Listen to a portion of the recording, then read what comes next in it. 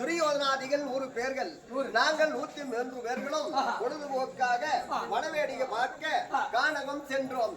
கானகம் சென்று வனவேடியெல்லாம் பார்த்துவிட்டு அவங்க நாட்டுக்கு போக வேண்டும். பொழுது போய்விட்டது மருமகனே, குறுக்கு வழியாக செல்லலாம் என்று சொன்னேன். குறுக்கு வழியாக செல்கிற நேரத்தில் மந்திர சக்தி உண்டு, குற்றசாத்தான் மந்திரம். அந்த மந்திர சக்தியால் பெருந்ததாக ஒரு குண்டாக உருவாக்கினேன். மருமகனே, இந்த குண்டை அப்புறப்படுத்துங்கள் 100 பேர்களும் குறுக்கு வழியாக செல்லலாம் என்று சொன்னேன். 100 பேரும் சேர்ந்து அசைத்தார்கள். அந்த குண்டை அசைக்க முடியவில்லை. அப்படி என் தம்பி 102 பேர் செருவுல வரக்கூடிய அந்த குண்டை பெருங்கால் பெருவிரலால் உதைத்தான். குண்டு அப்புறம் சென்றது. தெரியுது துரியோதனன் குண்டுதான், அவனுக்கு மட்டும்தான் தெரியும் குண்டு அது. அப்படி குண்டு ஒதுங்கிய உடனே நாங்கள் காந்தார தேசம் சென்றோம். துரியோதனா டெல்லியாக அசராபுரம் சென்றார்கள். அன்றே வைத்தான் போராமை. எங்களை கொள்வதற்காக என்ன செய்தான்? 103 கல்லறை கட்டினான். கல்லறை கட்டி விருந்து கொண்டு வர வேண்டும் நிறுவனம் வந்தது. அப்படி 103 பேர் வருகிற போது ஒரு உரத்தான் போட்டு தாப்பால போட்டான். என் மகனே மருமகனே, என்ன தவறு செய்தேன் கேட்கும் போது 100 பேரும் சேர்ந்து அசைக்காத கொண்டு உன் தம்பி அசைத்து விட்டான். நீங்க தான் எங்களுக்கு நேர் விரோதி ஆவீங்க ஒரு நாளைக்கு அப்படி என்று போராமை கொண்டு எங்களுக்கு உண்ணுவதற்கு ஆதாரம் என்ன அப்படின்னு சொல்லின போது இவருக்கு என்ன அனுசுவையான பலகாரங்களா கிடையாது. என்ன சாதம் தெரியுமா? என்ன சாதம்?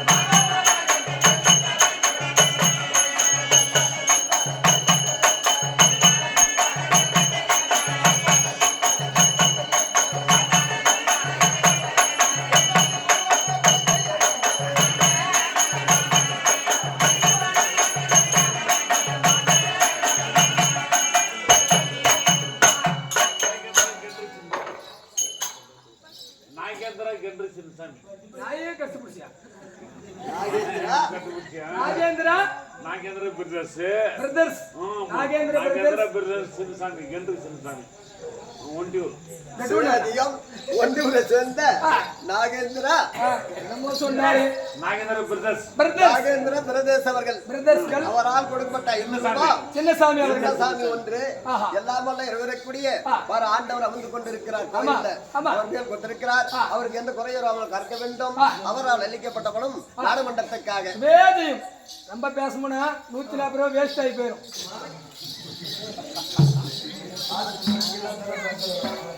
அப்படி வலிய கேவலமா மொட்டமா கூட காட்சி வந்து எங்களுக்கு பார்த்தார்கள். அதை குடித்து உயிர் பிழைக்க முடியாது. நன்றிமார்கள் எல்லாம் மடிந்தார்கள். அன்றே வைத்தேன் போராமை. ஒருவருடைய குடும்பத்தை கருவறுக்க வேண்டும் என்று மனதிலே நான் போராமை வைத்துக் கொண்டிருக்கு. மாமன் நல்லவென்று துரியோதனன் நினைக்கிறான். இருந்தாலும் அதெல்லாம் போட்டும் மருமகன் அழைத்திருக்கிறான். இருக்கிறாரா பாரு.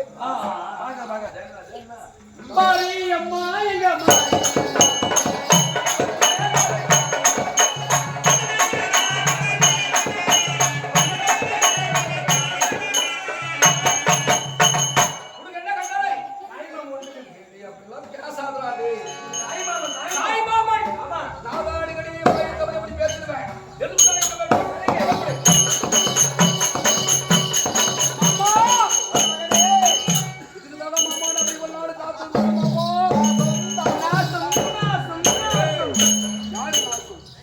அவங்க நாங்க ரெண்டு பேரும் கூடி பேசிக்கிறோம். குடிச்சவரை போயிடுறாங்க.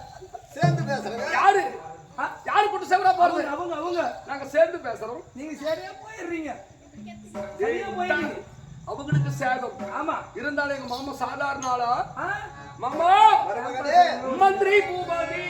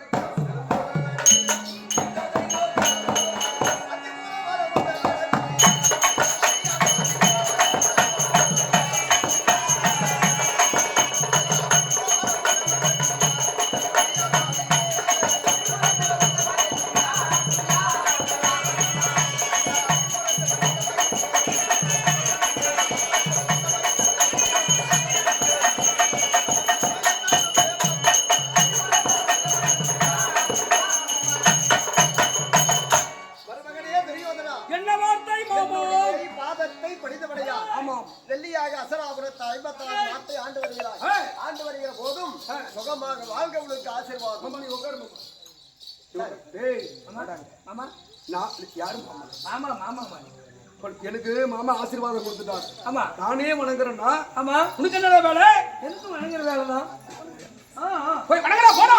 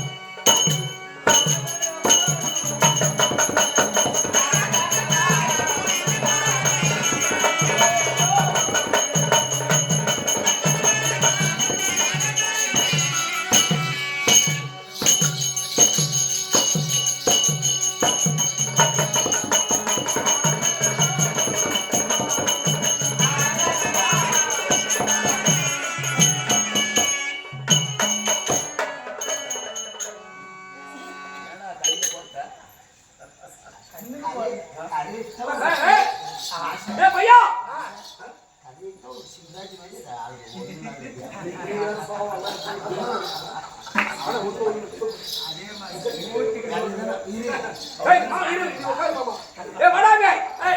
ஆனால் மாமனை நீ படிய சொன்ன படிச்சியா? என்ன மலருது? இதுவா? என்னமோ ஒரு மாதிரி ஒரு நாற்றம் அடிக்கிறது. எந்த நாற்றம் அடிக்காதே? இதெல்லாம் முற்று நாற்றம் அடிக்கிறதா? எங்கிருந்து எடுக்கிறது? சாமி அது கிடையாது. இந்த மலர் வாடக்கூடாது என்பதற்காக டேங்க்கு கடியில வச்சிருந்தேன். எல்லா டேங்கு தண்ணி டேங்க். இந்த தண்ணி டேங்க் எப்படிப்பட்டது? சொட்டு சொட்டா சொட்டு சொட்டா சொட்டு சொட்டா தண்ணி வந்து இருக்கும். அது எப்படி தண்ணி வரும்? சொட்டு சொட்டா சொட்டு நீர் பாசனம். ஆ? அடிப்பைப்பு. ஓ ஓ அடிப்பைப்பு. ஆட்டா வரும். ஆமா. ஓ அந்த காலத்துல பைப் போட்டு இதுல அடிப்பாங்க. கொஞ்ச நேரம் ஆட்டினா போதும். தண்ணி சொட்டு சொட்டா ஒழுகினே இருக்கும். ஆனா ஏதோ ஒரு மூத்தம் நாத்து அடிக்கிறது. பன்னீர் வாசனையாக்கும். மூத்திரமா போது பாரு. சரி போடா மாமா. அப்படியே பாதத்தை படித்தபடியானால் ஏய். என்னுடைய வாழ்க உனக்கு ஆசீர்வாதம். சரி. இருந்தாலும் ஒரு வார்த்தை கேளுங்கள் கேளுங்கள்